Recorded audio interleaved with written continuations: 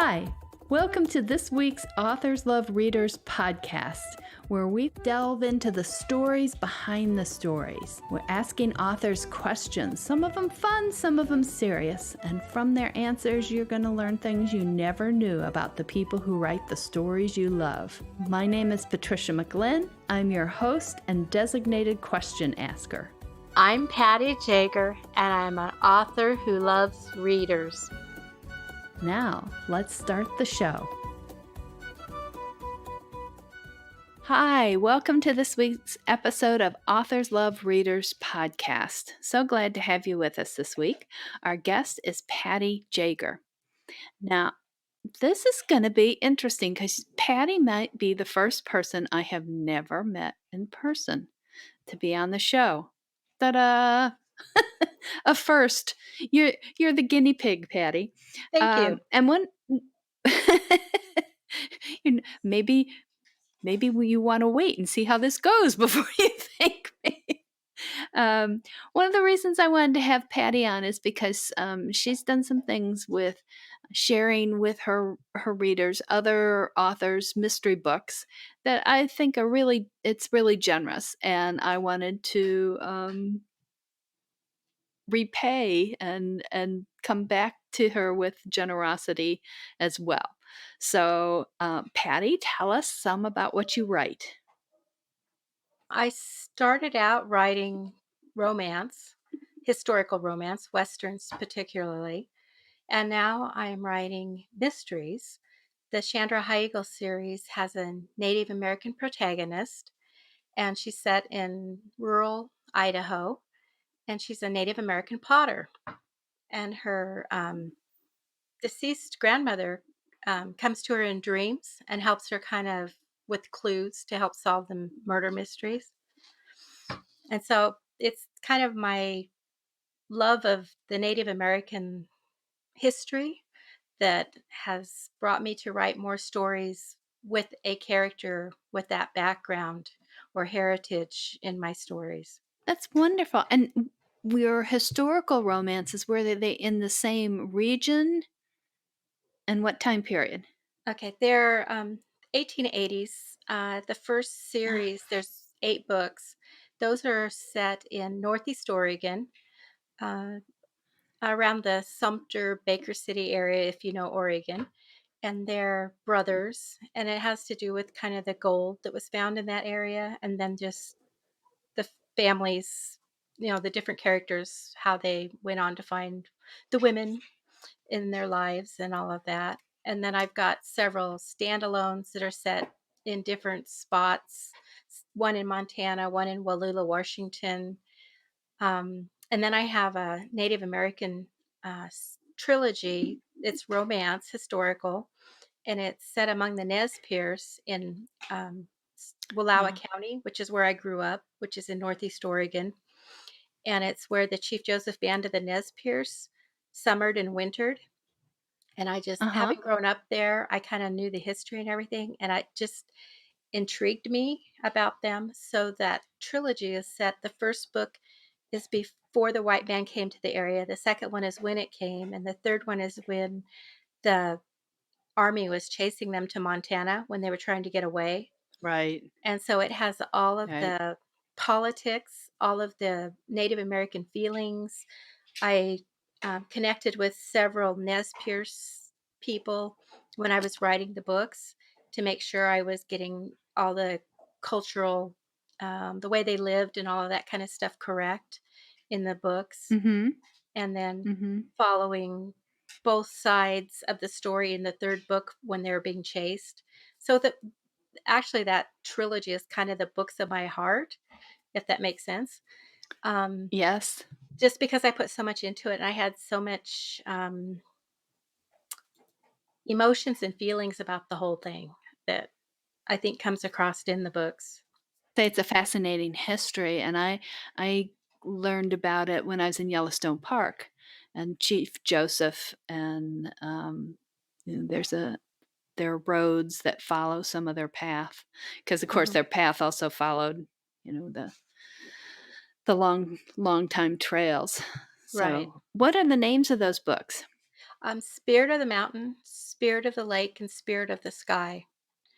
There's 3 sibling Ah, spirits that there's a whole story behind how they ended up being in that area and having to watch over, this band of Nez Perce is what I have in my story. And it all kind of the first book kind of deals with why that band of Indians loved the Wallowa County area so much.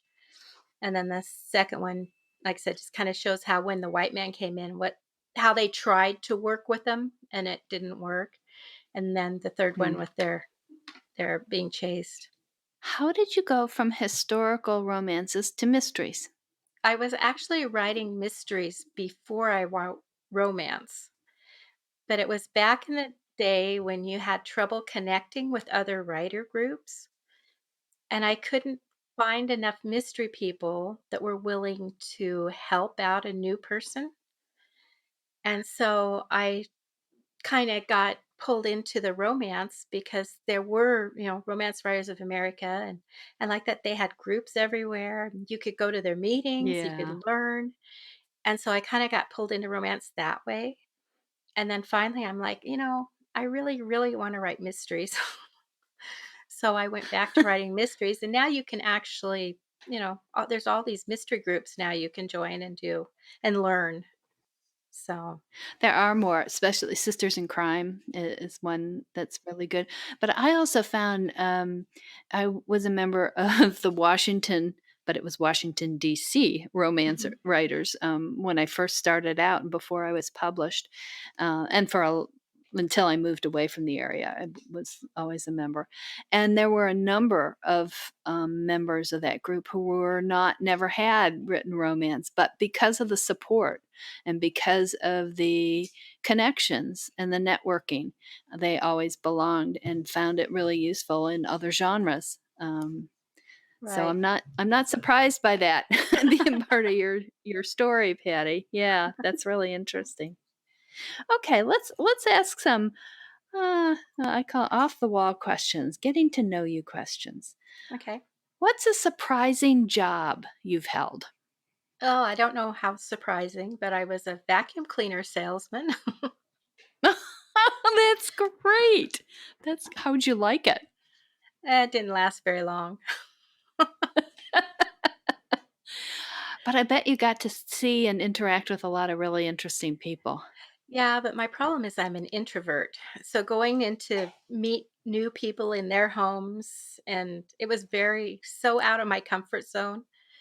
And then I took on the job right before winter, and I had to drive a long ways in snowy weather, and it just didn't last. Wow.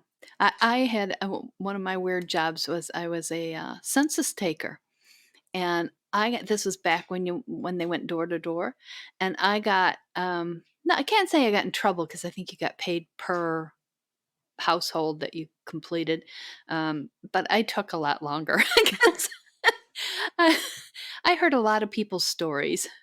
I had tea in a few houses. um, you never pass up an opportunity to see if there's a story there, right? Right. Okay. Do you have a favorite taste? Probably chocolate. Ooh, what kind of chocolate? Dove Dark. It's my Oh, favorite. that's very specific. That's very good too. I always figure I want to be really specific in case some wonderful person listening to the podcast decides to, ship us chocolate There you go. or whatever we love. Yeah, optimist here. Um, do you have a favorite color? Purple. Do you know why it's your favorite? Well, I don't know why it's always been my favorite color other than it just makes me happy when I see the color. Oh, well, that's a good thing for a color to do. Absolutely. Um, all right, let's go a little deeper. Do you have any really strong fears? Mice and bats. Ooh. Do you know what that did something specific start that?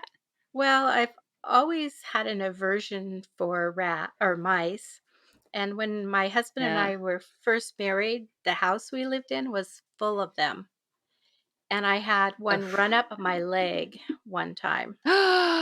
Oh, And no. yeah, I just I hate them ever since then.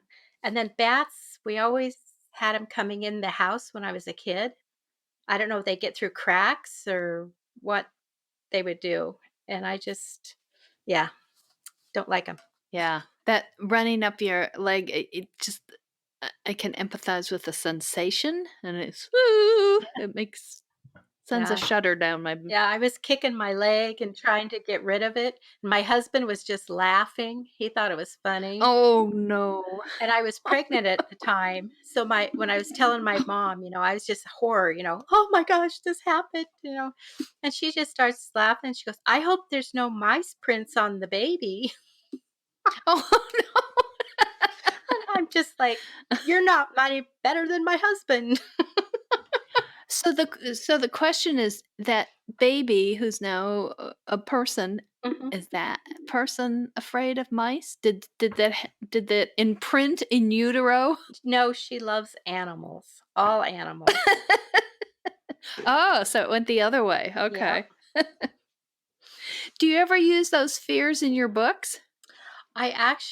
The bats, I did in my Secrets of a Mayan Moon, which is the first book of a action adventure trilogy, is what I call it. Ah. It could kind of be a romantic suspense too, but my main character is very intelligent woman, and she kind of is a MacGyver, Indiana Jones type of person. Oh, cool. In one scene, they have to go through a cave that's full of bats, and she just kind of freezes. Have them swooping down on her, I can yeah.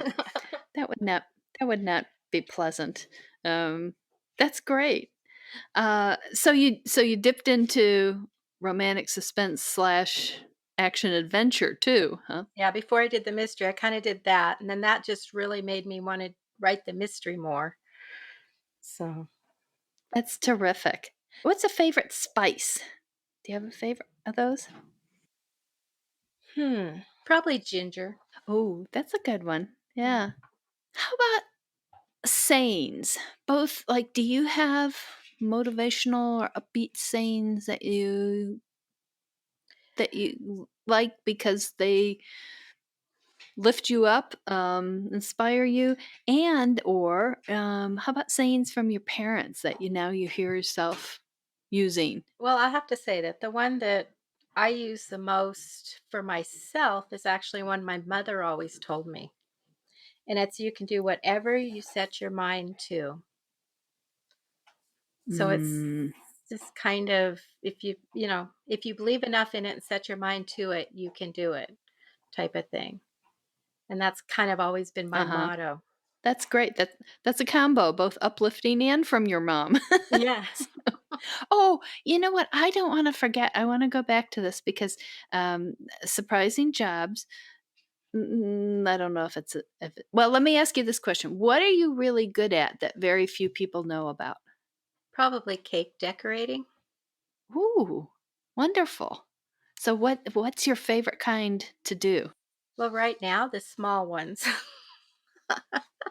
Like cupcakes or Yeah, but I've done wedding cakes and graduation cakes, birthday cakes. ah. I've done a little bit of everything and all that. But yeah, these days it's just whatever goes the fastest. So what I want to know is what Patty and I had connected about maybe my interviewing her for the podcast a while ago, but we couldn't work it out the timing out because she was judging at the county fair. So tell us about the judging at the county fair. What do you judge? It kind of depends. I was a 4-H leader for over 20 years, and I worked as an extension program assistant with the 4-H program for 12 years.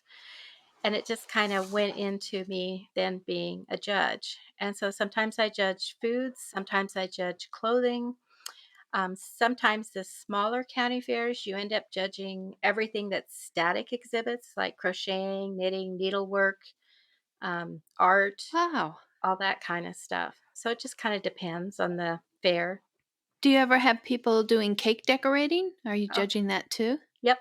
Yes. See, now to me, that's a surprising job. I think that's cool that you have been a judge at the county fair. Oh, Let's go to one of the very kind readers asks where our ideas come from, and she says for our beautiful stories. And she always mentions that she knows of a writer who has starts hearing voices, just speaking to her, or another one who dreams her stories. How do your ideas come to you? my ideas come from everywhere. It's it's amazing Mm, sometimes what I'll be listening to a song and a sentence in the song will stick in my mind and I can come up with a story that goes with it because it won't go away. Um, I do uh-huh. when I do research, I'll come across something and it's like, "Oh, that'd work in a book." So then I put it to the side, write it all down and My line is, I can use that in a book someday. right. Yeah. And that's kind of my mystery series. I'd been wanting to do one, and my younger brother is a artist. He does bronze sculptures, and he does patinas and puts them together for other artists too. And he was telling Yeah. me about one about how it would make a really good murder weapon because of the way it came apart, to move it and stuff. And so, the more I thought about it and thought about it, I decided I had to do that, and so, I had to figure out how to make the art, knowing it and all that fit into the book, and that's how I came up with my Native American potter, and her vases that she makes are Wow. in art galleries. So she learned about how things happen in art galleries and all that kinda stuff to help make that story work, and that's book 1 of my series. And tell us the name of the book in the series. It's Shandra Higheagle Mystery Series, and it's Double Duplicity is the name of the book. It's always interesting to me how it is hardly ever a straight line from the initial idea to how it comes out in the book. It it sort of twists and turns, and where you were saying that your brother started with the idea of from the bronze, Mhm. and then instead of just using that idea as it was, it became the Native American potter who also has things in the art gallery, and I love it. Yeah, it's the whole conception and the premise and everything for coming up with the book. That is just the most exciting thing I think about writing is the whole idea and making it work. So tell us how you proceed from when you have that idea to actually coming out with a book. What do you do once you have the idea? What do you do with it? Okay, usually I get the idea. I sit down and I write a little, anywhere from a half a page to a page about the main characters. In the case of my series, I'm now on book 12, so I kind of know them. So then I make a suspect chart and I put down who died, how they died, and then I put down names of people and why they would want that person dead. And then I go through and figure out where the book's going to start. Um, kind of not necessarily with the murder, but maybe what happens right before it happens or before they find the body, that kind of thing.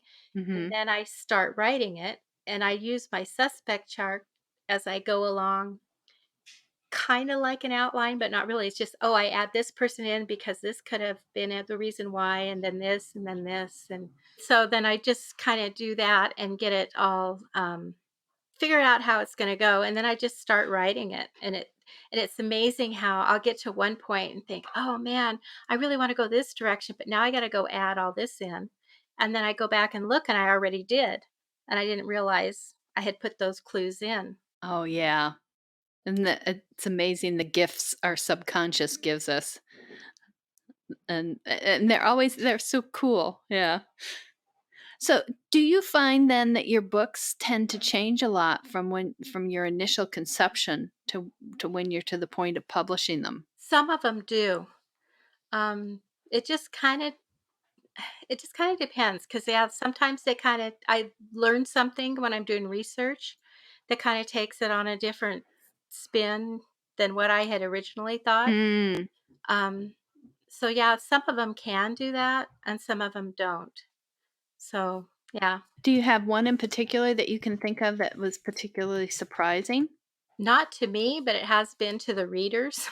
Oh, that's interesting. I guess I kind of knew in the back of my mind that's what was gonna happen, and then when it did, it just seemed natural, but the readers are like, "Wow, I never saw that coming." That's what I love, is when that happens. Does it happen to you too when you're writing, where you think, "Wow, I never saw that coming"? Yeah, once in a while, I've had that happen. I've told the story on the podcast before. I was writing one of my murder mysteries in the Caught Dead in Wyoming series, and I was so proud of myself because I'm usually a deadline writer and coming right up to the last second. Mhm. But I was ahead on this book, and I was like, "Oh, okay." And then I'm I'm writing along and looking at the screen and see that the person I thought was the murderer just died. It's like, okay, this is not good. So I had to change a whole lot of stuff. Yeah, And see, you laugh and understand. Other people, civilians, said, right. "Well, you made him die. Make him not die." It's like Yeah. I couldn't. Yeah, it doesn't happen. It's not that easy. I've had some beta readers that say, "Oh, you should do this should have done it this way or that way," and it's like, No." That's the story, and there it is. But that's interesting. Other people saying it should be done this way or should be done that way. So that when you before you started writing, did you ever have stories that you looked at and thought, "No, this is not the way it should be"? Did you ever either actually rewrite them or mentally rewrite the endings or parts of them? I don't think I have. I don't remember ever Hmm. doing that. I've always just see, and I'm the same way like when I critique for somebody. It's their story. I just want to help them tell it the best they can.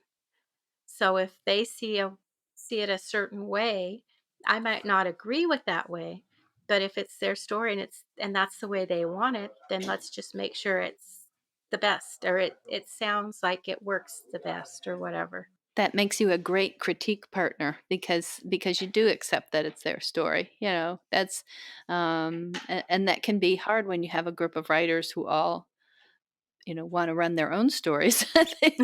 Sometimes they want to run other people's stories too, and it's also I spent a long time in journalism, newspapers. Started as a reporter and a columnist, and then became an editor. And one of the vital things in editing is that recognition that it's not your story, it's somebody else's, and you have to be a chameleon to step into their story. And I think the same thing's true with critiquing, to to step into the world of that story and see everything through those eyes. Um, so that's a terrific skill to have, Patty, but a wonderful one for your fellow writers. Um, yeah. Are you part of a critique group? Do you have a group of supportive writers there? There's another author that we switch our books back and forth and critique for. And then I've got um, I don't know what you would call her. She's a longtime friend, but you know, she's not one of those that says, "Oh, everything's wonderful." She tells me when there's things that need fixed. So she's my Uh-huh. other one. But I've had, about 6 other authors that I've been critique partners with over the last 20 years. Um, they all, for some reason or whether, they either stop writing as much as I am, so I feel bad when I send them so many stories and they hardly send me any. And then there's others that they get on such tight deadlines that they don't have time to send their Yeah. story to me before they send it off. And it's like, well, then I'm not going to send you mine because I don't want you to have to, spend time on mine. And so I'm down to just the two right now. And then I have a couple, let's see, one, two, three beta readers. that it goes through before I send it to my line editor. Yeah, I don't think a lot of readers recognize how many iterations we'll go through before the book is released. Um, it's it's quite a process. Right. Even at my background, my profession was editing, Hmm. but there are things you just can't catch yourself. You just Right. can't. Your mind fills in what it expects to see, what it expects to be there. So it's always good to have that other person, that cold read who doesn't know, what's coming, so they don't know what should be there and they don't see Right. what should be there. What can you trace back to what got you really interested in stories and storytelling and writing? Was there a book from your childhood or something else that you went, "Okay, this is it." I I don't know. I've just always been a very avid reader.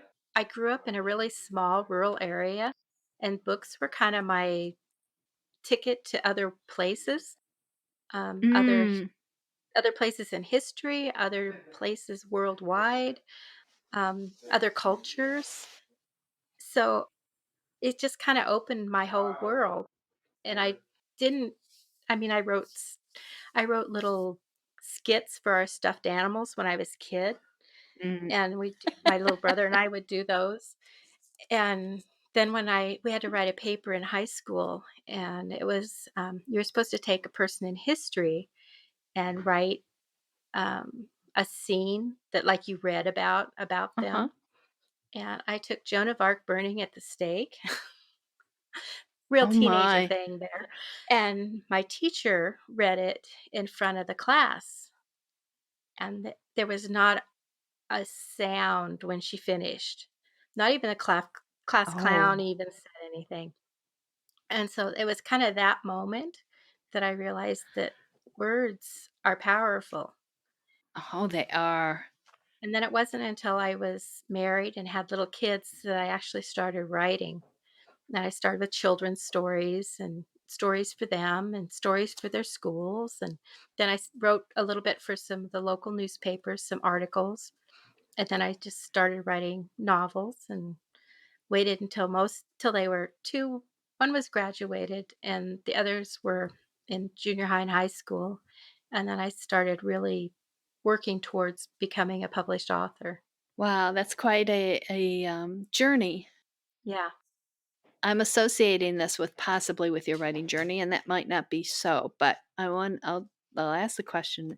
Did you have anything earlier in your life that you really fretted about, and now you think, "Huh, what was I thinking?" Not really. Okay, I was concerned that it was a reaction to writing. Well, no, but I will say one thing, that before I started writing when my kids were younger, my husband drove truck, and I would worry. I would come up with all these things in my head, bad scenarios that would happen to Oh, him when he was out on the road and everything. And once I started writing, all that went away because I was replacing all that imagination into my writing and not thinking about oh, it in my head.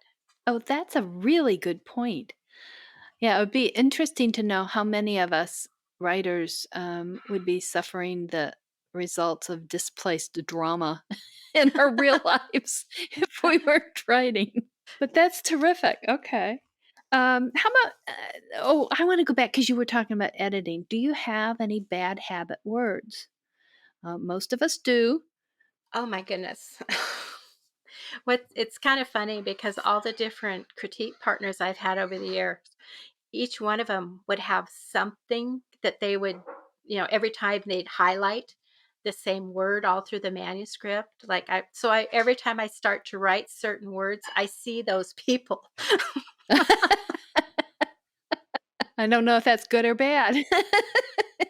So I'd have to say right now, my biggest one is so. I like to start everything with Oh, so.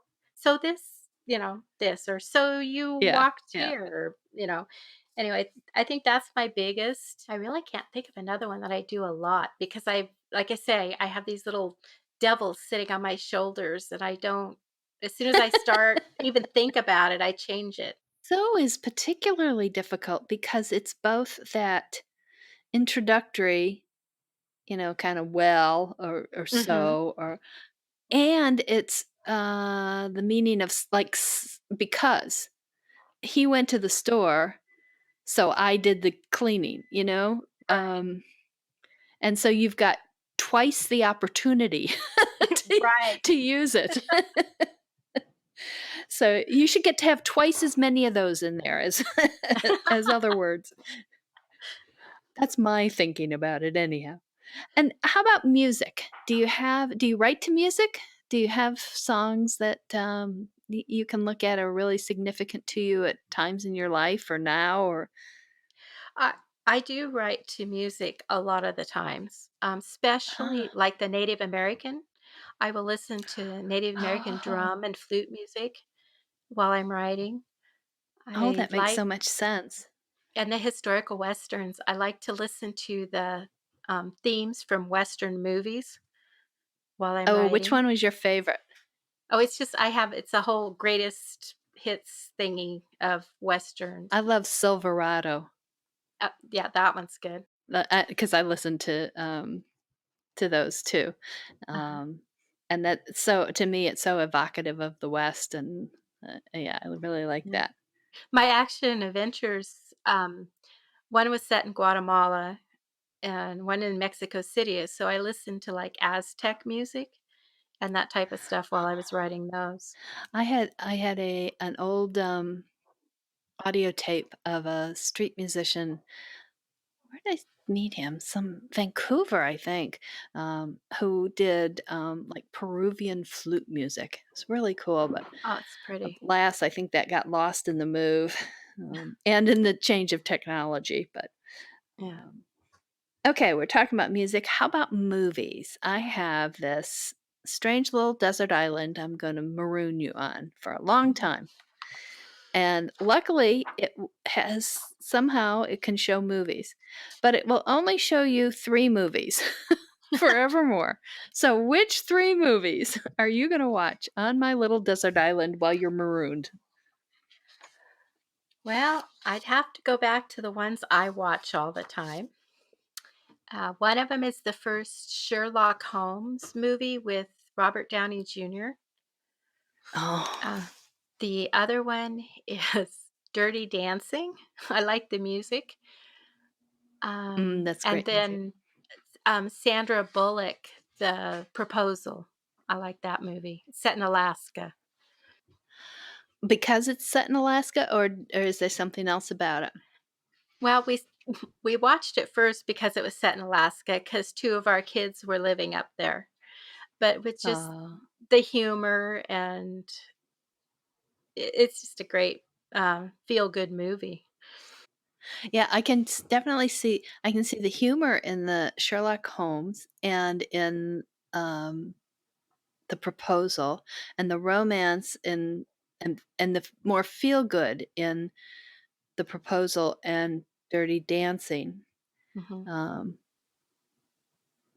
I'm not seeing it. I'm not seeing a thread that connects all three of them though. That's because I There doesn't don't have to do be. anything There that way. doesn't have. Look at all my Yeah. There. books. Aha. There you go. Okay. And I truly there doesn't have to be a thread. I just a Uh-huh. lot of times there is. So I'm always really curious about that.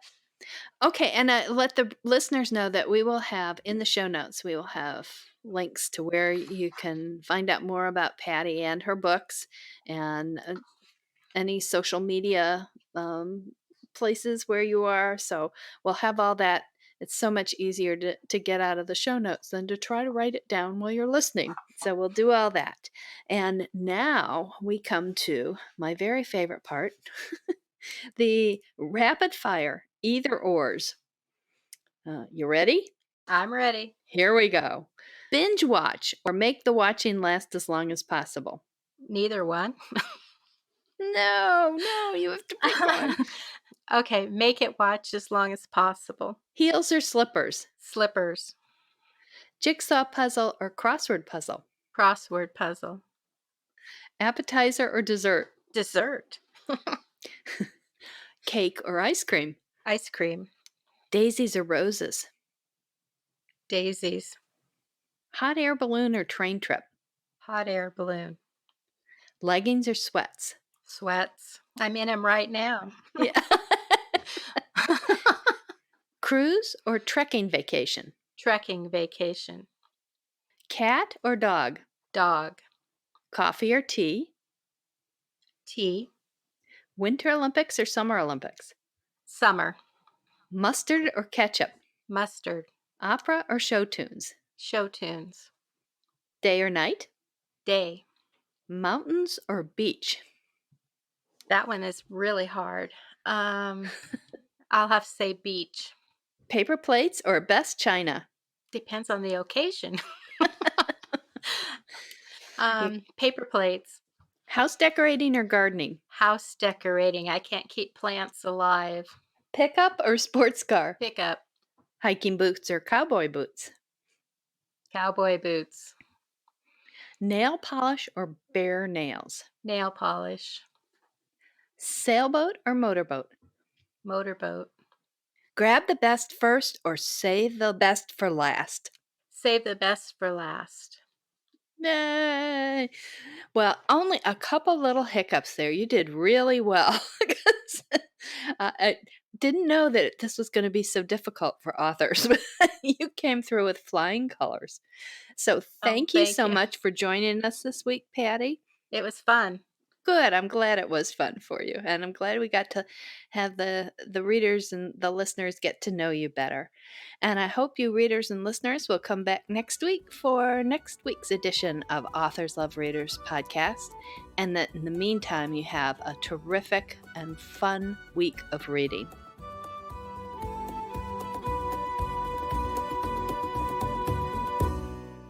That's the show for this week. Hope you enjoyed it, and thank you for joining Authors Love Readers podcast. Remember, you can always find out more about our guest authors in the show notes, and you can find out more about me at www.patriciamclinn.com. You can also send in questions to be asked of future authors at podcast@authorslovereaders.com. Until next week, wishing you lots of happy reading. Bye.